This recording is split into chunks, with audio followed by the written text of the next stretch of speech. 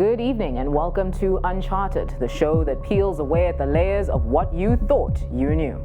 Zambia recently joined the rest of the world in commemorating 16 days of activism against gender-based violence, an international campaign marked by the United Nations meant to challenge violence against women and young girls.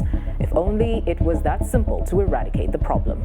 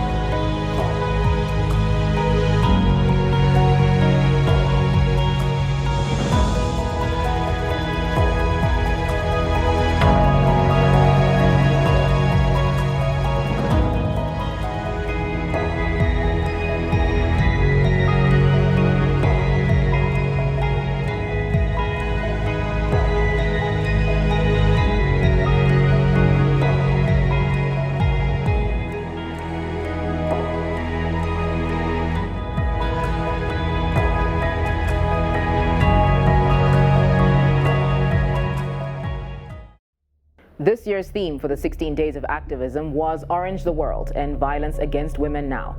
Zambia's gender-based violence report for the third quarter of 2021 reveals that 4,042 GBV cases were reported countrywide. 658 of those were sexual offenses, of which 512 of the victims were women. Additionally, 496 child defilement cases were reported, of which 486 of them were young girls. The Zambian Penal Code prohibits virtually all the abuses associated with sexual violence, coercion, and discrimination. The reality of enforcement, however, is an entirely different conversation. Bias against the victims, deeply embedded and sometimes discriminatory perceptions of sex and gender, as well as endemic issues in the criminal justice system, all work against the goal to combat SGBV. These problems often lead to a failure to investigate, prosecute, and punish these offenses. As a result, the victims have little recourse to the justice system, while the perpetrators face little disincentive and are likely to abuse again. That said, some countries that face similar injustices when it comes to sexual gender-based violence, especially against women and girls, have decided to take a very different approach. Let's face it, not many people want to stand up for sex offenders, especially those who target children. They should be marked for life. Which is why this Alabama lawmaker proposed a bill requiring criminals who commit sex crimes against those ages 13 and younger undergo chemical castration before leaving prison. It's a process where a person is given an injection or pills to reduce libido. The use of chemical castration on sex offenders has been very much in debate recently following the brutal New Delhi rape case. Well, South Korea is the first country in Asia to order this form of punishment after authorizing it in the year 2011. Yesterday, Pakistan made headlines around the world for a new law. With crimes against women on the rise in the country, Pakistan had approved a bill on chemical castration. But less than 24 hours later, Islamabad backtracked on that move. Pakistan removed a clause from the new criminal law that had allowed chemical castration as a possible punishment for serial rapists. The decision was taken after the Islamic Ideology Council found chemical castration un-Islamic, a council that interprets laws from an Islamic perspective. For the Pakistani Prime Minister, this is a huge setback. Last year, Imran Khan had said that he wanted to introduce the penalty. This is a bill that he advocated for in the parliament, and now the main clause has been left out. As we were discussing, women in Zambia, like many around the world, experience a variety of forms of violence, including battery and sexual abuse, ranging from rape, defilement, and incest. Zambia currently ranks as one of the countries with the highest SGBV rates around the world. Last year, our spring reporter, Malikana Mulele, interviewed a young sexual assault survivor who was adamantly calling for the castration of sex offenders in the country. A 22-year-old child sexual abuse survivor, Rose Mumba, has called for the extension of jail sentence on child sexual abusers from the current 15 years. Mumba has also advised sexual abuse victims to open up and report every case. This is a sad part of the pandemic because we have to stay home to stay safe, but the home isn't safe either because there's an abuser there. And in most cases, you find the abuser is a brother, maybe a father, an uncle, and these people could be the ones providing at home. So it's very hard to not be in that situation. So the only way someone can cope if you're in that situation, you're at home and it's during this lockdown and you have to stay home, but you also have your abuser in that home, you need to talk to someone. A lot of people have spoken about castration and stiffening the punishment. Well, I absolutely agree. And Daputsa Zulu, a child rights activist, commonly known as Sister D, has called on young people who are being abused to open up and for abusers to seek counseling. I still believe that defilers should be castrated. That has always been my stance, because we have these men that are defiling children in our communities. You go to the police station, you are given bail, and how traumatized the children are, looking at the people that defiled them. We need to get more information on what goes on in the heads of these defilers. We might be just saying castrate them, imprison them. What is it? What causes them to do that? I think maybe we might even start looking at the root cause. Why are they doing it? Sexual abuse should be condemned, and parents should openly have discussions on this topic with their children. As far back as 2003, castration has been a conversation in the country. The Parliamentary Select Committee on Legal Affairs, Governance, Human Rights and Gender Matters at the time had even recommended castration for men who defile children. In 2017, the then Ndola mayor, Amon Chisenga, had suggested that men who defile girls or marry them early should be castrated as punishment, as opposed to revising the country's Marriage Act. In 2018, the Zambia Men's Network for Gender and Development made similar calls for such judicial reforms after a slew of cases of child rape emerged in the country. The network's executive director, Nelson Banda, said that his organization feels that castration is the only solution to stop sexual violence in the country, adding that the increase in the cases served as a disturbing reminder that the country could not continue sending defilers for long jail sentences, as it is not deterring the would-be offenders from committing sexual violence against women. The country's gender minister at that time, Elizabeth Phiri, backed these sentiments, saying that she was, quote, happy that the suggestion was coming from men. I went to pick up the conversation with the Men's Network Vice Chairperson, Mr. Henry Kainda, to hear the perspectives of another man within the same organization. So the statement made, it made national headlines about 3 years ago by your colleague, and it read that the organization as a whole backs castration as a solution to sex crimes. Is this still the case? It's not the case as such. Somehow that was a proposal, or a suggestion which we were opening for debate. Yeah, but it's not, our official position as such to say, those who defile should be subjected to castration. According to UN Women, Zambia has one of the highest rates of SGBV in the world. Why do you think that is? I think a number of reasons. Of course, at more than 40%, it's one of the highest actually in the world. Even when we come to sub-Saharan Africa, you find that is quite high.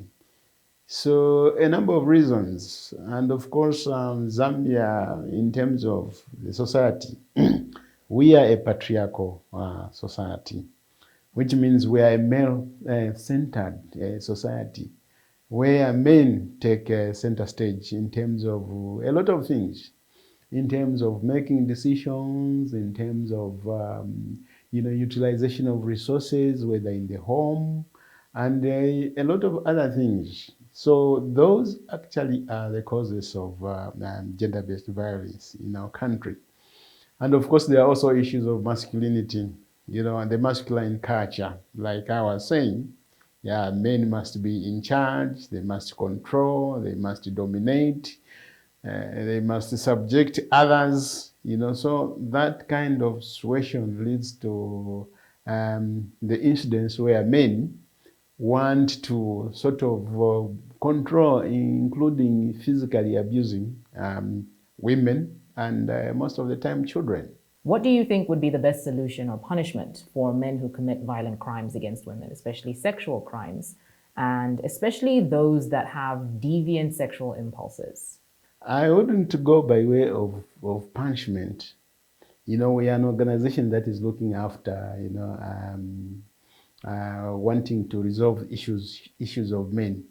So as an organization, we don't specifically talk about, punishment as such.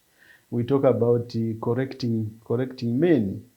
We talk about a situation where men understand that when they oppress women, on the other hand, the men are also suppressed. The men fail to communicate in most of the time. They are unable to communicate with their partners. As a result, they want to dominate. So instead of talking about how do we punish men, I think we want to focus on how do we correct men. Of course, punishment should be there. If we talk about issues of rape, if we talk about issues of defilement, those things are provided by the law. And you find that the punishment will mostly be something like life imprisonment. So legally, those punishments are there.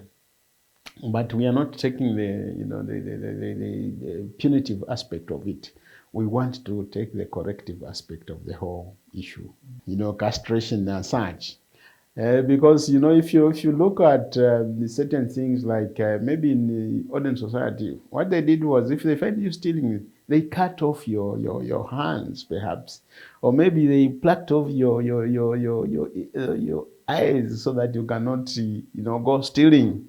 That would be the same as this thing that we are talking about of castration. I don't think that resolves the problem. I think what resolves the problem is that men should be sensitized. Men should be empowered. Men should be, understand that it's important to respect and value the freedoms and the rights of women and children. I think that is more important. Sexual violence is a serious public health problem that concerns our society. Indeed, more studies are necessary to ascertain the association between mental disorders and mental retardation and violent sexual offenses, but it can be said that systematic psychiatric evaluation of individuals who perpetrate sexual crimes may contribute to the strategy for intervention. Something we've all said: criminals require therapy, even the violent ones. But what if this is done in conjunction with chemical castration? Paraphiliac is the clinical term that is used to describe people with deviant sexual disorders. This includes frequent, intense, sexually arousing fantasies or behaviors that involve inanimate objects, children, or non-consenting adults. Lupron is a relatively new treatment, but psychiatric journals have deemed it promising in treating men with seemingly incurable urges. Lupron has been shown to lower their testosterone, reduce their sex drive, and mitigate deviant desires. The urges are still there, they're just not a 24/7 obsession. Dr. Fabian Saleh, the director of the Sexual Violence Prevention and Risk Management Program at Beth Israel Deaconess Medical Center, likens the drug to an appetite suppressant. He says that Lupron enables carefully selected patients to gain control over their lives so that they are not consumed with wanting to have sex with a child. We had an in-depth conversation about the drug and his expert opinion on chemical castration as a treatment for sexual offenders. Good evening, Doctor, and thank you very much for joining us tonight on Uncharted. Now, many would have doubts, or many would argue that deviant sexual offenders cannot be rehabilitated enough back into society. Do you actually believe that this is the case? So there are 2 points to this question. One is, can they be cured? And the answer would be most of the time, I don't think that there is a cure, but they can be treated and managed. And for some offenders, certainly, if they're adequately treated, adequately managed, they can be released into society. But it depends the underlying conditions that they present with in terms of disorders, any comorbidities that they may have, meaning coexist conditions that may make matters worse for them, or may even be mitigating. So I would say yes, treatment, yes, management, yes, rehabilitation also, yes. Cure, for most of the offenders, there is no real cure.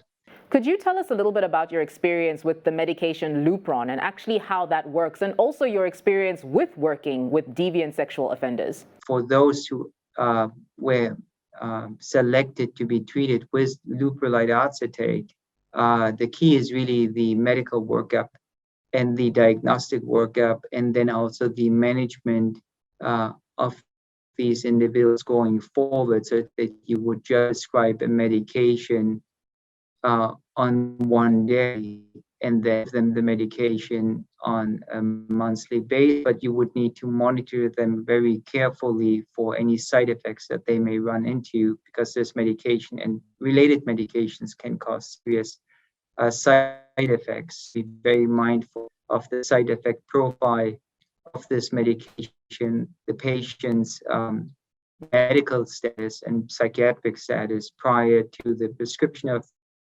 the agent, also why they're maintained on the medication. Pakistan recently came under fire for passing and then dropping a very controversial clause that had allowed for the chemical castration of repeat rapists. Do you think that chemical castration for sex offenders should ever be something that should exist in a country's law? This is certainly a very interesting question and very complex question that interfaces a number of issues, both medical, psychiatric, and political, as far as I can say. So I certainly not a politician and can't really comment as to what should or shouldn't be passed into laws. I do say, though, or think, though, is that an individual who presents with a condition that one can manage and treat, such as a disorder, and who are medically cleared, meaning that they don't present with any medical conditions that would use a medication, and they have the capacity, the capacity to treatment without any coercion, then potentially depriving such an individual of an agent, allow them to be integrated back into society may be a problem. So I think under certain circumstances, it would be appropriate to do so, but many safeguards need to be in place to ensure there is that medication or treatment is not used as a way of punishment, and also that the issue of consent is adequately looked into and addressed. So forcing a medication on somebody I don't and would certainly not agree with, I think it would be unethical to do so. And as said, using it as a way of punishment would be a problem. And what you also pointed out about serial, I think, rapists, as you may know, rape per se is a behavior that results in criminal offense. So that does not mean that the serial rapist suffers from a disorder that would justify use of medication. So only again, if one can clearly state that yes, this individual presents with a disorder, then I would need to look at the treatment options. One treatment option certainly is always talk therapy thing. Done in an individual or group setting, and then the use of medications to ameliorate symptoms that they may present with. The castration conversation for violent sexual offenders is not new. In 2014, the Prisons Care and Counseling Association released a statement amid calls for castration of sexual offenders, saying, quote, "The solution to the problem of defilement does not lie in imprisonment or castration only. The answer lies in addressing the root causes of defilement. When the root causes are found, nationwide sensitization or education can go a long way in bringing down the high defilement cases currently being reported." End quote. I asked to visit the Priska Executive Director, Dr. Godfrey Malambeka, to gauge if this stance was still the same in 2021. First of all, as an ex-prisoner, over the years, I've realized that relying so much on custodial options, relying so much on prosecution and arresting people without intensifying the education and awareness component, we are not winning the battle. because a human being is complicated, a human being is very, very difficult. So what is it that we need to do? We need to come up with tailored sensitization or awareness campaigns. We need to intensify education. We need to rely more on non-custodial options. We need to rely more on options like diversion, mediation, suspended sentences, community sentencing, and fines. Because I will tell you, with my experience every day in our correctional facilities, out of the current 22,600 plus, 70% of those incarcerated people out of that number I've given you are between 19 and 35 years. Now that tells you a story that these are school leavers. These are youths that are experimenting. Some of them are doing what they are doing because of peer pressure. Now, in Africa, not only Zambia, I've traveled quite enough. I've realized that we so much cherish the custodial way of doing things. We even declare suspects when they are picked by the police as prisoners. And when they are announcing, the law enforcement agencies were picked in so and so and so, the people believe that these are wrong people, as if they are already judged. And yet when some of them are acquitted, we do not go back to announce. So we are in trouble. We are creating our own problem. For me, we need to strengthen what Zambia Correctional Service is doing, what the Ministry of Education is doing, by declaring major correctional centers as schools and as examination centers. The TVETA is certifying them. That is the way to go. Let us empower them. Let's remove stigma. Now I'm coming to challenges. The most challenging thing is stigma and discrimination. We have rubbished the people. We believe in jinx and hoodoos. We believe that these people are living in correctional centers with bad breath. And that is why we do not want to keep their children. And all these are myths that we need to demythologize. We need to demystify. As long as we are not going to do that, there will be no reception for people leaving our correctional facilities. So the huge challenge Zambia has, government and ourselves, is the number of recidivists or the level of recidivism. Yeah. The people that are getting back because there's poor reception outside. Yeah. So what do we need to do? The new Dawn government must strengthen the extension service of Zambia Correctional Service. Do not say bye to a graduate that is coming from prisons without empowering them. Give them some startup capital. Give them tools so that they go and implement what they were learning. Work with traditional leaders to find land for them. That is the way to go. We are all fallible. No one is perfect. Even those few who are saying no prisoners are bad people. Why are you helping them? They are forgetting about their bar in their eyes. When they committed their offenses, police officers were not there. But those with a known problem, we need to tackle them, take them back to school, educate them, accept them as we correct them. That is why I love the model. The new emphasis is not punishment, but correction. We believe as Priska that the right people should still be there. We do not advocate for empty correctional centers because we believe, we know that there are wrongdoers, there are miscreants everywhere. And we also know that every village, every country has some psychopaths. So I still get back to cognitive counseling, which I've done myself with the help of donors. How I wish we were so many. What we need is to tailor the counseling sessions differently. Those repeat offenders or those we think have some psychosocial or intellectual disability or problems must have their own counseling, so that when they graduate, then we are helping them. But if you just put them together and you rely only on spiritualization, the pneumatological issues of preaching the word, and you believe heaven will do everything, it will not work. So we need to combine scientific counseling with spiritual counseling. That is when we shall win the battle. Dr. Malembeka speaks on rehabilitation and reformation of perpetrators of violent crimes and wholly supports the idea of counseling, especially for the young men who are first-time offenders. After his controversial statements, the Men's Network National Coordinator, Mr. Nelson Banda, supports these views. It's actually to change the mindset of men, okay? Because if you look around, most of those statistics, the perpetrators are men, okay? And they are the ones who trigger those statistics to go up. So we need a complete shift of the mindset of men. And how do we change them? Is to get them involved in the campaign against GBV. In the past, it was the women's movement and others talking about GBV. But I think the point that has been missed was that the men were not involved.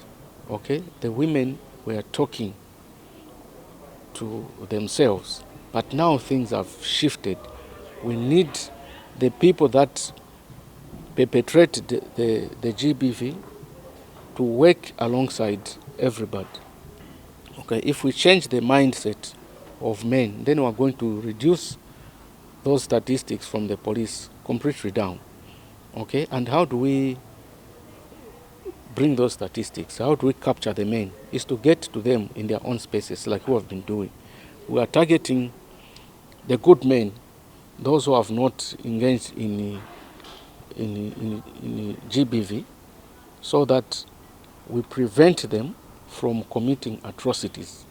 It's becoming clear that even with the many screams and subsequent echoes for the castration of sex offenders, many deem it to be extreme and a violation of human rights. But there's another side that has also been highlighted by Dr. Saleh.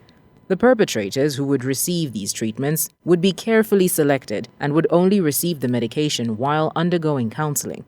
Also, that the treatment is not irreversible. Chemical castration is essentially hormones that are being placed in the body and can eventually stop being placed in the body. Lev Starowicz, Poland's best-known specialist in sexual medicine, was involved in drawing up the new law. He defends the measures, pointing out that experts like him will have a say in who undergoes therapy and for how long. The term castration is a bit unfortunate because you think the therapy is irreversible. But the offender isn't treated surgically. Hormones are used to reduce his drive. That has nothing to do with castration.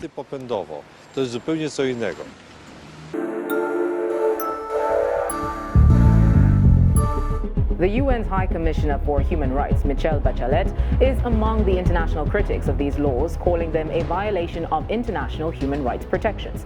If statistics indicate that Zambia is among the countries where sexual gender-based violence ranks very high, then we need to revise our current laws and their degrees of implementation. Now, that said, we also need to consider equal treatment. There are women who are guilty of committing sex crimes too. So if we, as a nation, ever consider enacting castration for male sex offenders, should we not also consider what women will be subjected to? Genital mutilation, sterilization? As things stand, sexual gender-based violence crimes exist as a huge concern in Zambia today. It's about time we stop talking and throwing around controversial statements and actually doing something to solve the problem, together. That said, from me and the team, good night.